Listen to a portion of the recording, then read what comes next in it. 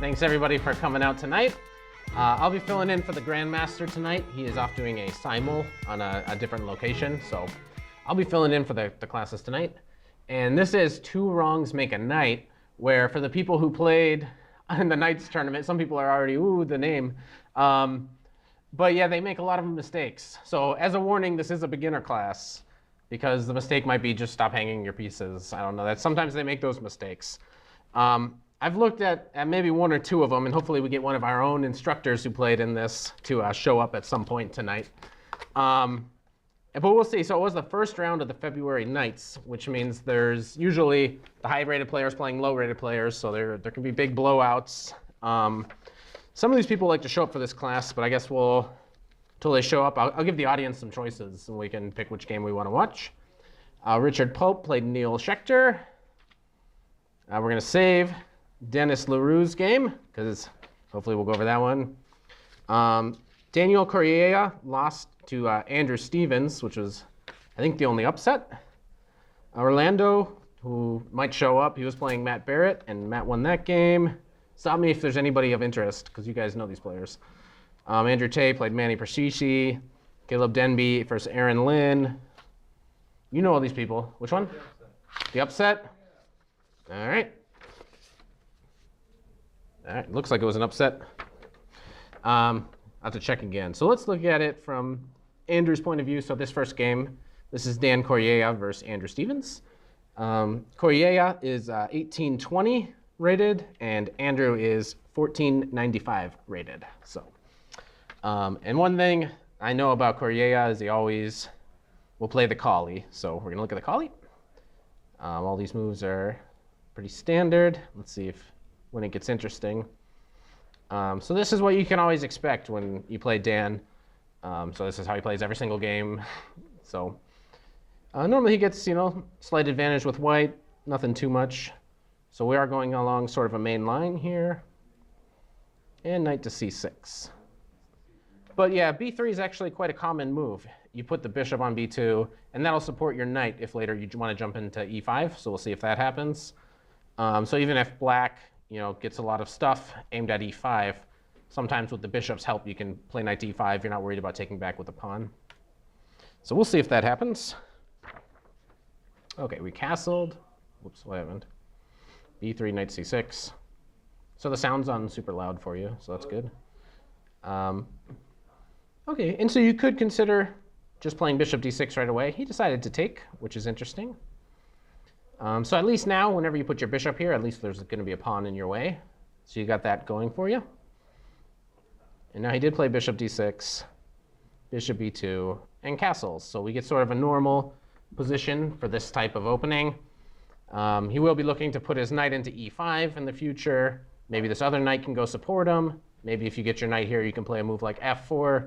So it is always a little bit better for white. And the typical plan for black, often in these lines, is to try to get rid of this light squared bishop. So some combination of getting him over here when it's possible to trade for this guy.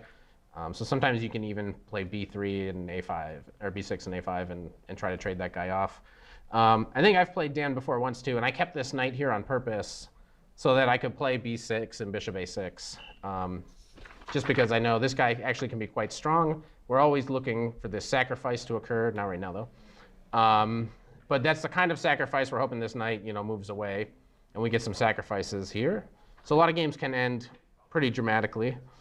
Rook e1 was played.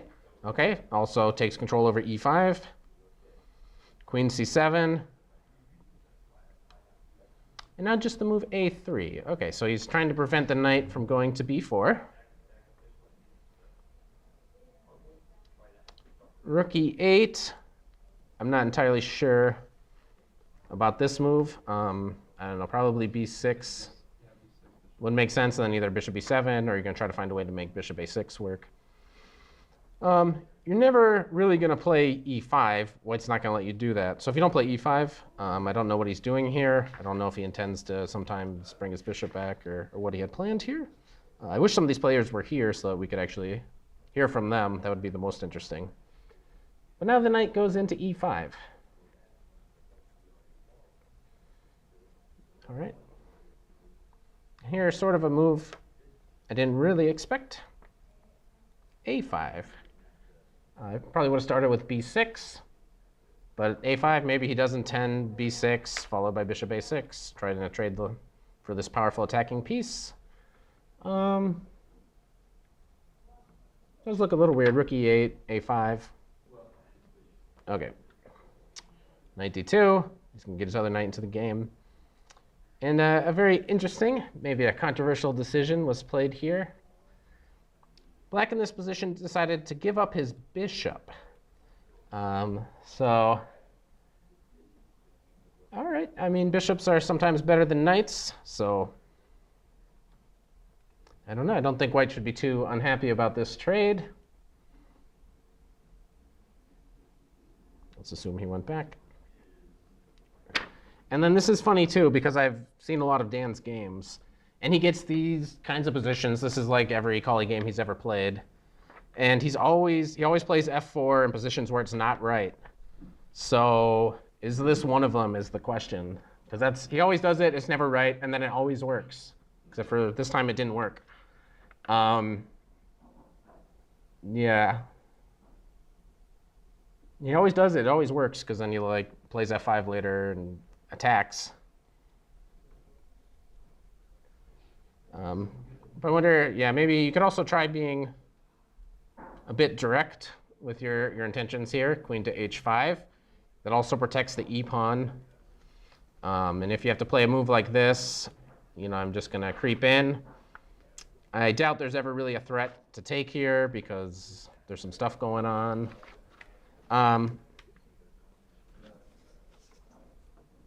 Maybe we'll take a second pass with the computer after the game, but we'll go ahead and put f4 on the board.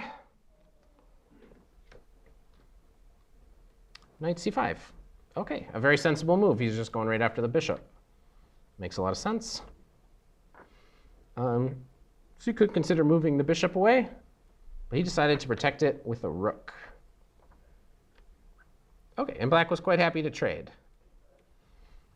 So I wasn't really happy with black giving away his bishop. I'm not really happy with white giving away his bishop. But, that's just how it is. Okay, look, and there we go. b6. It's all working out now. So can white get an attack going? It's usually, the burden is on white to, go start a big attack on the white king. So this queen can come in somewhere over here. The rook can go over here. This knight can start to come in. We can sometimes push this pawn. We have these ideas. There's all sorts of attacking ideas. Let's just draw more arrows because that's fun. So will white be able to get an attack going, or will black get a lot of counterplay over here on the queen side? That's what we're going to find out. Knight f3. And yeah, so he allowed bishop a6, which now your rook can't swing over here. So perhaps it would have made a little sense to first put this rook wherever you want your rook, and only then knight f3. That way, after bishop a6, your rook is on the right side of your knight. So after here, what is he going to do with his rook? Is he going to play rook e3? Is he going to drop back?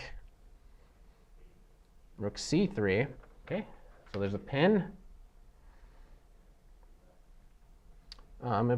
Black played queen d7. And d7 is usually not a very good square for a queen. And the queen, I've said this, and this is like a beginner lecture, so we're going to, don't complain that it's too easy. The queen, unlike any other piece, I've said this in some other lectures maybe, starts on a very good square. This is usually a very good diagonal for the queen. Like I can come out this way. Sometimes I can go out this way. d8 is a very natural square. And very rarely is queen d7 a good move. So I doubt that it's because you lack a lot of mobility going in these directions. Perhaps a little better might have been queen to b7, because from here, okay, if the bishop moves, I can come here, but I'm also on this diagonal. I'm trying to just keep my pieces on the most active squares possible. But queen d7 is probably not that bad. We'll see.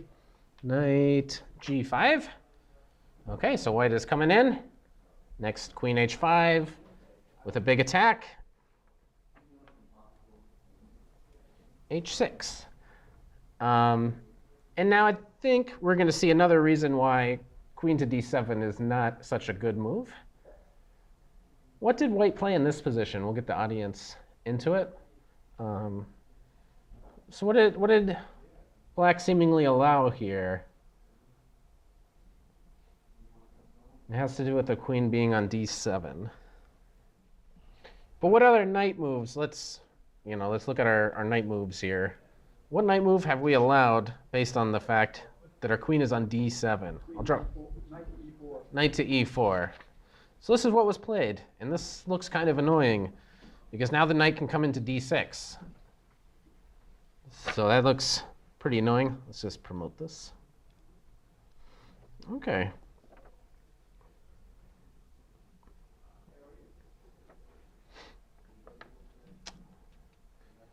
Played knight e7. So I guess the knight's going to go do some defense. The white moved his rook somewhere. It's probably a G. Yeah, that makes sense. Right, so yeah, now I got a lot of threats, like knight f6. Okay, assuming that was played. Yeah, I can't read any of this. All right, it's over. Can't read it. Okay, now he played king h8. So now the f-pawn is undefended, and it got attacked.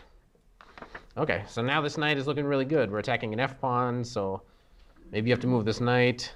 He decided to play with his rook, so looks like white is kind of in control here. We have ideas like queen g4. All right, it's not looking good. It's not looking good. But somehow black's going to survive this. This looks very good for white. I'm attacking you. Knight g6. Here white just played rook e1. I wonder why he did choose e1. E1 is, or e5 is already protected by the bishop. If I was to move my rook, maybe I would go to f1 because I want to play f5 a lot of the times, break through.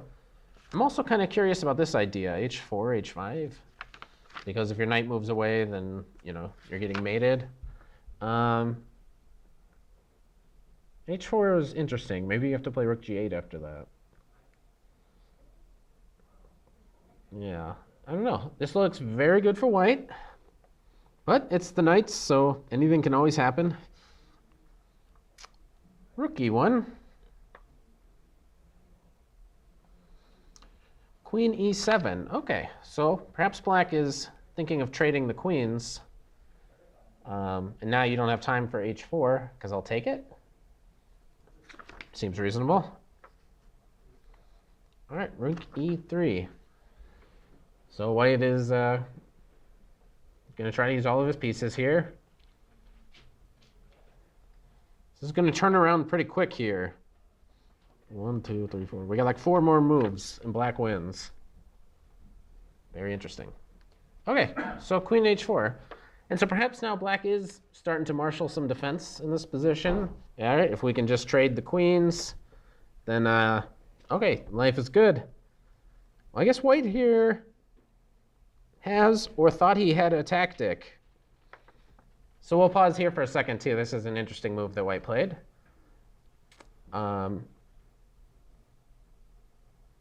It might not be all that good, though. But yeah, knight takes f7. So this does win a pawn. So he did win a pawn. You're on the rook. And yeah, so what did he play?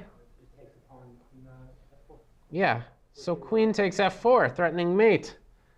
And seeing as how the game's about to end, it's going to be a back rank checkmate. It's the only way it could possibly end.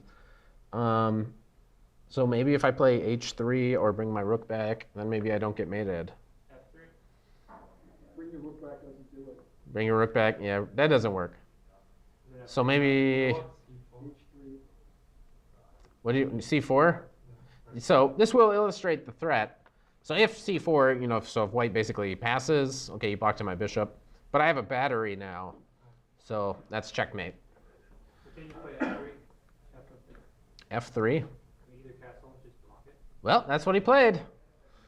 So, and I would have chose the other one so you could still threaten him with it. let's see, you would have chosen the other one. Yeah, so some people already see it. Yeah, this way might be a little bit better because this way certainly loses. So I know at least one person has seen it, but you can pause at home. What is the winning move here? So this move must have been a shock to Dan. Queen takes rook, check. Excellent.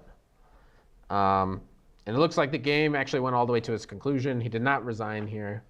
He took. So now hopefully everyone can see the finish. King G1. King G1. G8. King G8, no. Rook F1. So, okay, a fantastic upset. You got to play a queen sack. And it actually looked like white had totally outplayed black and he had this big attack. But he just failed to capitalize. And that's kind of what happens in this line a lot. Either with white, you get a big attack and you end up checkmating your opponent. But if you fail to do so, you can actually have a lot of weaknesses. And in this case, he had a weak back rank. And that allowed for a very exciting queen sack, you know. So congrats to Andrew for finding it. All right, so you're still doing great. You have to exchange queens here. And said this tactic. And yeah, so look at this actually.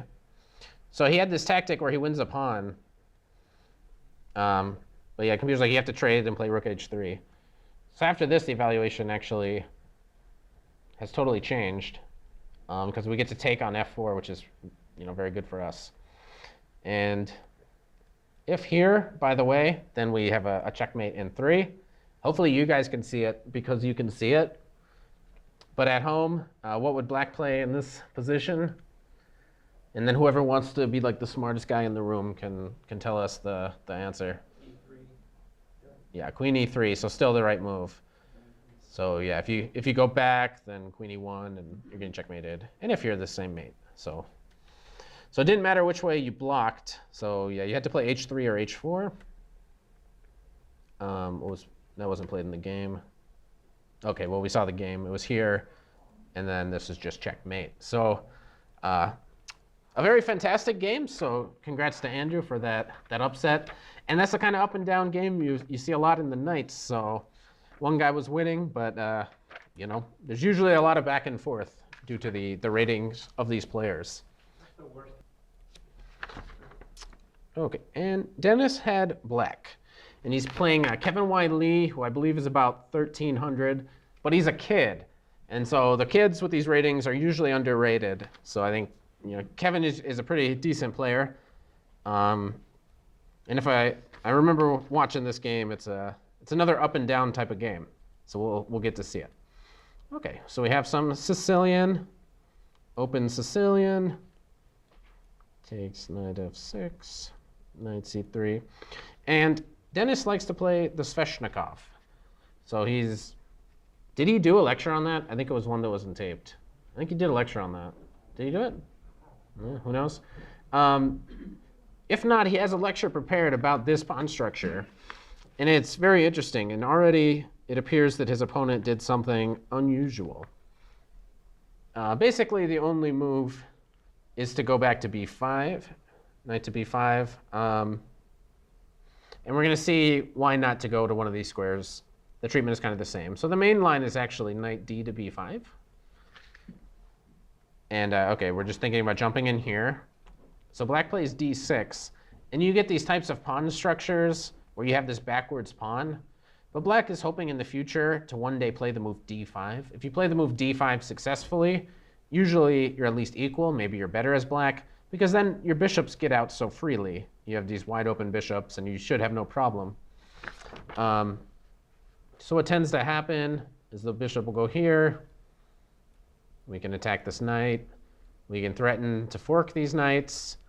So when they jump in, we can get a position like this. This is sort of the main line, and c3 is more common than c4, but they're both playable. And this would be like the main starting position for this variation. And it's just very interesting, the battle for the d5 square. However, his opponent decided to go here, knight to f3. And Dennis knew what to do here, so that's good.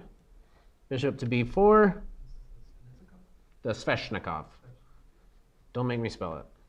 SV continue Ikov. Okay, bishop to d3. The knight was pinned, so we had to protect our e-pawn. And here is sort of the problem. Black gets to play the move d5. So black is probably better already. This has looked like a complete success for Dennis. And this doesn't look right.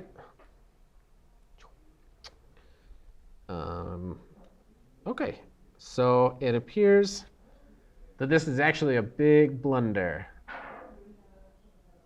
It appears that way. But we'll see if the audience can figure this one out. Yeah, bishop c3. Yeah, and you win a piece. But that's not the end of the story. Now, it appears that Dennis is just easily winning. He's going to be up a piece. Looks that way. Tanks.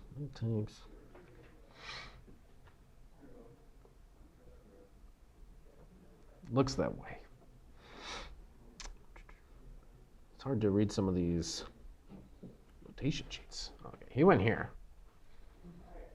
All right, so he grabs something. And if there's a notation that's impossible to read, like it's just over. Looks like he took here. White took with the pawn, which can't be right. Now this d-pawn is just super weak, and looks like we're trading a bunch of stuff. Queen e7. We can also probably trade first castle and then play rook or queen to the e-file. Play queen e7, and white just castled. And this is a beginner class, so we're going to try to understand if white has blundered another piece.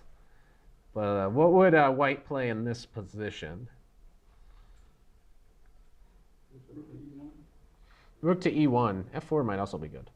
But yeah, rook to e1 looks like we're going to get this guy back. So I guess Dennis saw that. So after white castled, black castled. All right, now I really will take your knight. The knight went back to f3. Okay, and I like black's next move. Pin the knight. We are up a piece, so I should be, maybe I can even take this knight. I can get a lot of pressure on d3. I can... 14 was rook e1. Rook e1. Yes, sir. All right, that's not what I have. Queen d8. But that'll force your queen. Now there's now queen d8 there. So we'll just overwrite this. And now your queen went to d7. d8. d8. All right. That's good because you saw the other part that you weren't here for, where I said d8, natural square for a queen, d7, not natural square. Excellent. So good job. Thank you. And then from there, h3 got played. whoa, that's too far. h3. Did you play g4 right away? Or you played rook c1? What did you play? And rook c1 and then knight d5. Okay, now knight d5. Bishop d2 and knight d4. Now, g4. all right, and now this is all making sense. Okay. Okay, this makes more sense. Now, All right, I figured this queen somehow had to be over here for this to make any sense. Okay, so now we're cooking here. yeah, I'm following. The knight is protected. It's a good sign. Yep. But don't worry, I won't disappoint. I do. so here he played like d4. I do hang a piece for you guys. All right, so d4 was played. All right, your knight went back. F6, yes, sir. Sure. Bishop e3, bishop e4. Okay, so we get back to here, and now we get to blunder. Yes. And this is a tactic that you miss twice. Yep. So that's why it's good. In this position, white has a tactic. And it's kind of one of the ones that it feels like, for whatever reason, a lot of people in their chess development, this is the tactic they kind of master last. It's a really tough one. So if you haven't figured it out, it's called removing the guard. So the knight is protecting the bishop. So if you make the knight move, then the bishop's hanging. So what move did white play? G5. Yeah, G5. And also, you can tell me if I'm wrong, but sometimes people don't notice a move like this because, oh, white's moving pawns in front of his king. He would never do that. He wants to stay safe. Well, here it just wins a piece, so you do have to be careful. When your opponent pushes their pawns in front of their king, okay, they leave lots of weaknesses behind, but sometimes those pawns can attack you because that's what they're kind of doing. So as white, you got to demonstrate. I played G4 because attack, and I am down a piece, so all I'm going to do is attack you. And so here it just totally works for white. And then if I remember right, you moved your knight out of the way. Well, first I captured on C1. Okay, first you capture on C1. This is kind of useful. And then scratch off, scratch off. Yep. Knight D5. Was that the next move? He recaptured, and then knight D5. And then scratch off, knight D5. All right, so white is totally back in the game. But it's just not the end of the story. So he totally gets his piece back. Things are about equal. Scratch off. Knight takes E3. Was that the next move? Yep. Queen takes. Queen D7. Yep. Okay. Rook D1. I don't know, which I don't really like. I thought the rook was more active on C1. Trying to see what we should do here. Rook to E8. You attack the queen. Queen F3. And why did you play rook E6? Because, you know, your back rank. We saw that in the last game that you didn't see. Back rank stuff happened. Right. So why did you play rook E6? Are Are you playing rook D6 and taking this? The idea of putting the rook in front of the D file, right? So you also could have started by like making loaf G6 or something. But rook E6. I don't see a back rank mate in this position, so. All right, queen to G4. And it's also one of the reasons white might would have wanted to keep his rook here, because then it keeps back rank threats alive.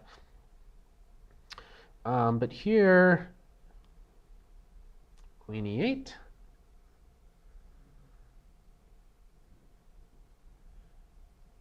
And I'm trying to be clever. I'm trying to make this work. So like, this is what I want to happen. So like if I play here, am I threatening to play D5? And you might not see that. So it's worth a try. Unless you have this rook check. Yeah. I got a lot of work to do to make my tactic work. But I'd try. All right, that was.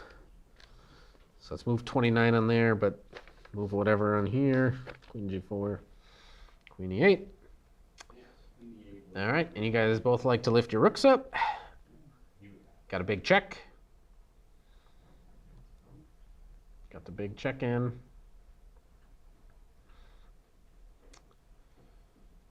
Now queen to C6 check. D5. Queen went back to E8. Ooh, now does it work? All I had to do was get my king up and then play D5, and then my idea works. Yay. Well, so what do you play here? You calculated this, obviously. Oh, all the way through. Right? All the way through? Force win for black in every line. Force win for black in every line. Okay. To be honest, I don't really see what you're going to do. Yeah, me. For example, this won't work, for example.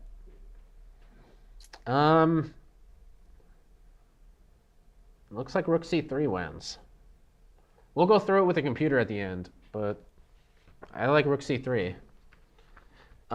Which is another thing too, where I'm looking at your back rank because it's, kind of lonely, and I got two things that are aiming at it. You're right. So, yeah, that rook went a little bit farther. Okay, so rook c3, it's looking pretty good on first glance. He went rook e3 to trade. Okay, so you have to take. F takes. He's still better. Are you looking at an engine? Was rook c3 right? Yeah. Crushing. Crushing? All right. All right, g6. Now this pawn is attacked. Notice, since this is a beginner class, let's make more back rank blunders, because that's what this class is all about. Also, I hope you notice this is not checkmate. Yeah, one move away, I can block. I hope you noticed that. I did. Okay. Thanks. If Jason Willem noticed it, then everyone at home noticed it. It's a little higher rated now, so it's okay. Yeah. Yeah, your ratings just keeps going up, right? Yeah. What are you now? 980, 980, and you were just like 600 a month ago? more or less. More or less? Yeah, that's pretty good. It's because you go to all the lectures. Isn't that funny how that happens? Yeah. G6, E4, Queen, B5. And then, yeah, I don't remember all the moves, but the ending here was really funny. It's really funny. So your queen came in. Queen F3. Which does undefend this pawn, so there's some like checking and taking stuff. There's all sorts of checking and taking stuff. And so white really starts to lose the thread around here. It's like a million moves, so we're going to play him kind of quickly. So he lost this pawn, and now it's actually maybe white that wants to try to draw here. So if black trades is probably a draw. Did you calculate trading queens and you said it was a draw? It looked, here all I was hoping for a draw. And I was just You're hoping for a draw? jumping up and down once he started moving the thread and refusing to draw. After king h2, I pretty much felt like I had it in hand, which comes Okay. up. Yeah, after king h2 here in a second. Yeah. So we were 3 times and then Yeah, then you went here, you went here, you went here. And then he didn't repeat at some point. Or did you guys do this again? Let's just do it again. yeah, just one more time and now, yeah. And then he plays for the win, right? All right. So you gave this check. It's good. Now you're on this pawn. So it's here you started to feel like you're going to win. After king h2, And scratch off, like, do you see how many scratches? Like, do you see that, Ben Simon? It's a Like, reflection of time trouble. The time trouble? Just general anxiety. Yeah, what was the time here? I was actually curious. Yeah, I was probably at 6 or 7. Okay, you had 6. He had like 40. He had 40 minutes? Yeah. Well, yeah, he's a kid, right? He's a kid. He's playing fast. So, yeah, the kids, they play fast. And usually they play good, much better than their rating. All right, and now some checks, which is pretty good. It looks like if you take here, you get checked once. That's a pretty big deal. No, but actually you did something here that I quite liked. It was after this move. I liked your next move. Now, I guess we'll ask the audience, even though it's not like a big deal. But what move did Dennis play that I liked? I remember, on first glance, I liked this move. I was like, all right. I'm like, oh, it's Dennis. He's going to take the A pawn. But he did better. Hey, Flex, yeah. Yeah, get some shots of that guy. Yeah, I definitely picked this up for 10. No, this was a really good move. I like this move a lot. At one point. Yeah, I think a lot of people would be tempted just to take a pawn because it's hanging there. You take it. You know, you just, maybe white has some perpetual ideas if you do take it. For example, let's make like a mistake that might happen sometimes. Some people might do this and then, yeah, everywhere you go, and you know, if you're ever going to play f6, I'll just keep checking you. So I think a lot of people would be tempted to play that move. Let's go back. So Dennis took it, but he took it with check. So that was excellent. Are you winning now because you take a pawn with check? Yeah. So he had to go back. Oh, and he went here. And then you went here. Is that how you played it? Yeah. That's how you should have played it. All right, and now he went here. And so what super obvious move could black have played here? Was not played. What's the most obvious move? Notice 1, 2, 3, 4. 1, 2, 3, 4, 5. My son's not here, so I'm not sure which is greater. But okay, so obviously you could just trade the queens here and win the end game. I was having too much fun, Sean. Was it? And was it that you were having too much fun? No, I think I was, yeah. Or you didn't, calculate the ending? And it's actually a thing. Okay, it's a thing in this position, but it is a thing in all these endgames. Whenever you can trade into a king and pawn endgame, you always want to check that. So here it's just a trade of one piece. Sometimes you can liquidate a whole bunch of pieces and go into a king and pawn endgame. And if that's winning, then usually it's just a good idea to go for it, unless you're like mating them faster with all your pieces. But in a position like this, just the simplest way to win, I don't know, maybe the computer keeps the queen on and like takes all the pawns and mates them somehow. But the endgame just looks really easy for you because you're up a pawn. You just make sure that guy doesn't make a queen and you can eventually push your pawns. But you were having too much fun. So that happens. Sometimes you're having too much fun, you don't want the game to end.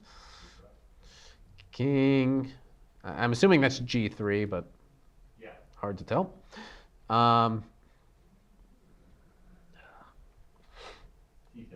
C7.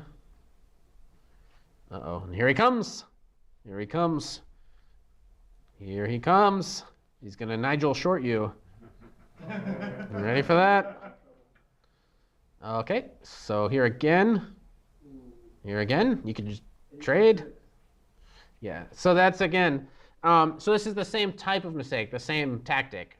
Removing the defender, removing the piece here. So notice how you're attacking the queen, but the queen's attacked by the king. So probably this wins though too, because you're up a pawn. But what move could black have played? Alan said it, but we'll give the other people a chance. And this, so this is, I think, something that you should work on. Because I think we've had this discussion about removing the defender before. And for whatever reason, that is hard for so many people. That's like the last tactic that ever makes sense to people. People get forks, people get pins, those all make sense. But it's removing the defender that actually can be a difficult one. So with that being said, we did get the move here. H6 wins the queen. Notice how I can't go anywhere where I'm protecting the queen. So you move wherever and I take your queen. So remove defenders, that's the big takeaway. So that didn't happen. I think you checked them again somewhere. Yeah, E3 and...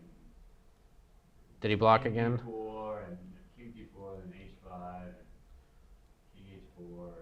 Didn't his king end up in here at some point? Yep. It's coming up. And then finally I just exchanged on D5. So what happened here? Right.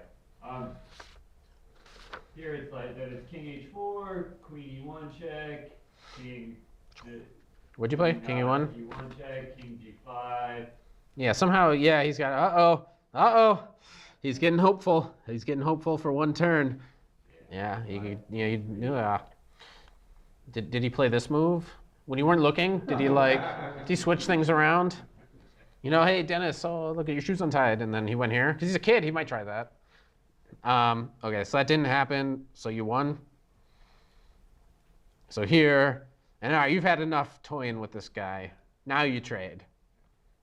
Okay, so very good. Now it should hopefully be routine. Just make sure this guy doesn't queen and you're all set. King E8, looks pretty good. H4. And now you just go make a passer over here. Let's see. So this all happened. And then he eventually has to move away. Why does he have... Yeah. You took this pawn with check at some point. How did we miss that? It's okay. All right. So imagine that guy's not there. Now it's even easier. So at some point you took that with check. And I remember saying that, but we never played that.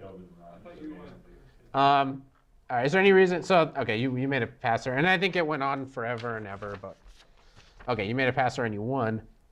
Is it worth looking at with a computer? If you want to see how bad I really played, yeah, sure.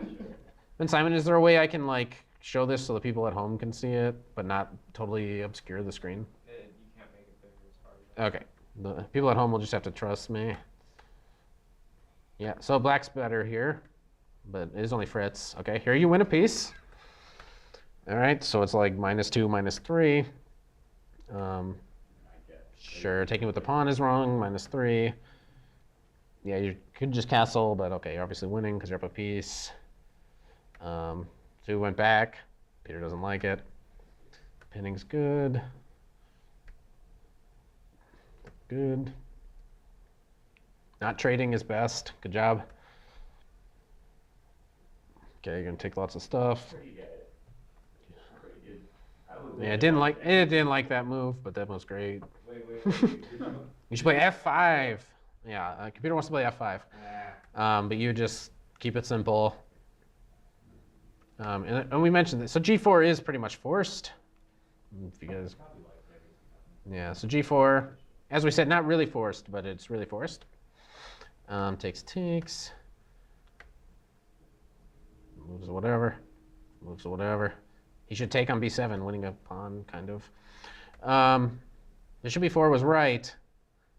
Yeah. But rook C8 was wrong. It had to be bishop C6, right? Yeah, bishop C6 works, also rook E8. Okay. Just as long as the guys defend it, either by defending it or moving it to somewhere safe. Yeah, now it's like equal. Yeah, G5 equal. Okay. So he's definitely right back in the game. Let's see. Wow, now like white's doing great. Yeah, for it. And he is well into the end game. He's like. Yeah, I didn't like that. He should play A3, obviously. All right.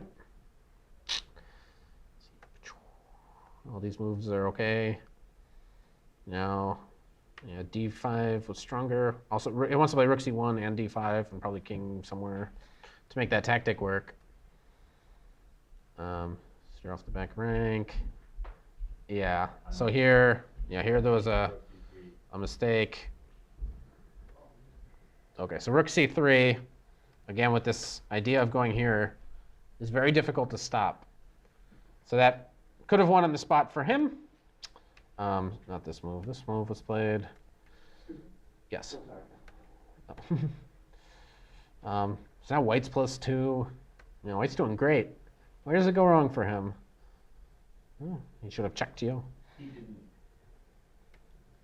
Yeah, okay, so here, Well, he missed rook C3. he had to play king F2 or H4, and he wasn't going to play either of those moves.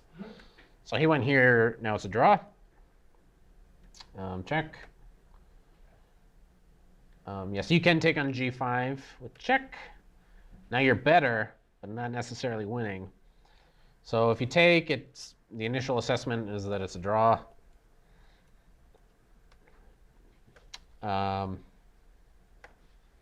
Okay, do this a lot. Always repeat. Always repeat. Yeah, somebody famous on our channel says that a lot. Make that time control. Wait, what? Could you lose his pawn? Yeah, so this actually was the big blunder. All right, so look here. You have to play queen G2 and keep trying to trade the queens. Because now letting him play the move that he played was great. Presumably this is a draw. But in the game, queen B1. Which, no joke, I did like that move. I thought that was a good move. Where'd he go? He ran away. Where are you going? That's good. Now I can look at the camera and talk to you. So that's Awesome. Yeah. well done. Also, And then, yeah, you took the right pawn here. So somewhere, though, you took that other pawn. You must have, like, checked and repeated. And somehow you took that A pawn as well. It was, after it was queen B1 check, and then you went to the second rank, and I took. Yeah, so here H6 wins. Yeah, Um, I that. Yeah, no, but I mean, for me, it's a lesson in time, how much time pressure messes with your. It does, yeah. No, time pressure is serious. And when you play the kids, yeah, so here in this fake position, really, is without this guy. The only move is H4 exclam. Now it's a draw, but this position's a fake because white has one less pawn in the real game. Nah. Whoa. So now you're still winning even if he has that pawn, because f5, you know, just go push your stuff. Okay, but there, yeah, so there were a few takeaways. Obviously, there was like some ups and downs, and that's, I think, every single game in the list. We didn't have time to go over all of them. But thanks, Dennis, for letting us use that game. I think it actually was pretty instructive, so I hope you guys at home liked it. And let us know what you think about this class, because we're actually not sure. We might instead change this class at some point to a place where you guys online can submit games, and the Grandmaster will analyze your games. So do you like analyzing our local club games, or do you want to see your games analyzed? Whatever you guys want, we'll just change everything starting next quarter. So let us know in the comments below, and hit like, share, subscribe, and we'll see you next time.